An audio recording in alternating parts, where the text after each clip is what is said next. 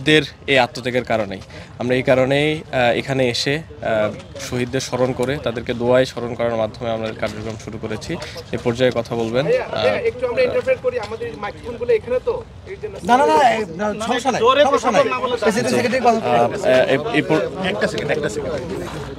Sound পাচ্ছি না। এ পর্যায়ে কথা বলবেন নবনির্বাচিত ডাকসুর জিএস এস এম ফারহাদ। আসসালামু আলাইকুম রহমতুল্লাহ। সাংবাদিক বন্ধুদেরকে স্বাগত জানাচ্ছি। আমাদের নির্বাচিত প্রতিনিধি যারা ডাকসুতে, তাদের নিয়ে ফর্মাল প্রোগ্রামগুলো খুব সম্ভবত শুরু হবে আনুষ্ঠানিক দায়িত্ব গ্রহণের মধ্য দিয়ে। তো সেটি দ্বিতীয় পর্ব আমাদের দিক থেকে হবে। দায়িত্ব গ্রহণের পরে আমরা কীভাবে কাজ শুরু করব, প্রথম প্রোগ্রাম কী হবে, সেটি নির্বাচিত অন্য যারা নির্বাচিত হয়েছেন প্রত্যেককে সাথে নিয়ে ডাকসুর উদ্যোগে প্রোগ্রাম হবে।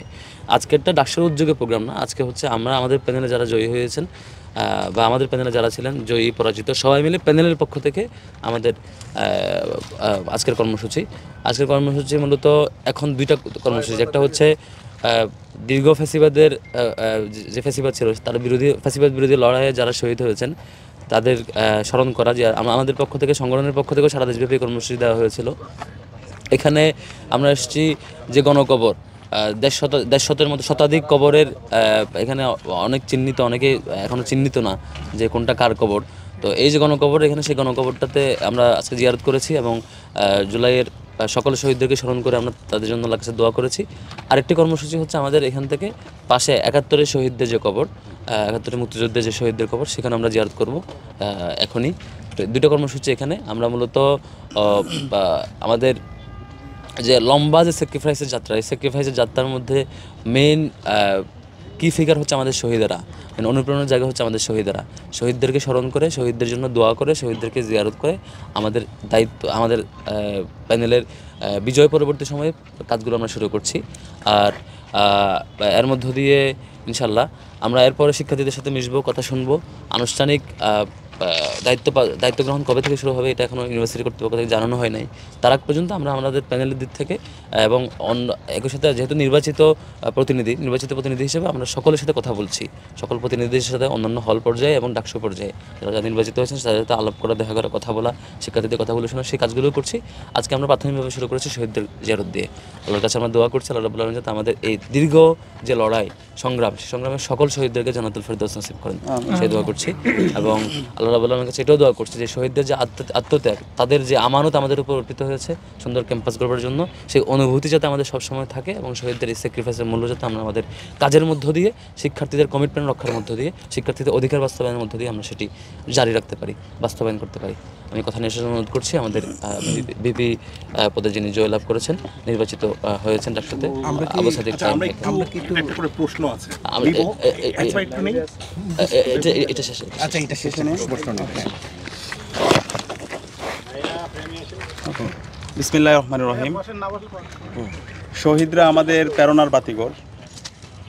আমরা যখন হতাশ হয়ে পড়েছিলাম, শহীদরা আমাদেরকে রাস্তা দেখিয়েছে। আমরা আজকে এসেছি শহীদদের কবর জিয়ারত করার জন্য।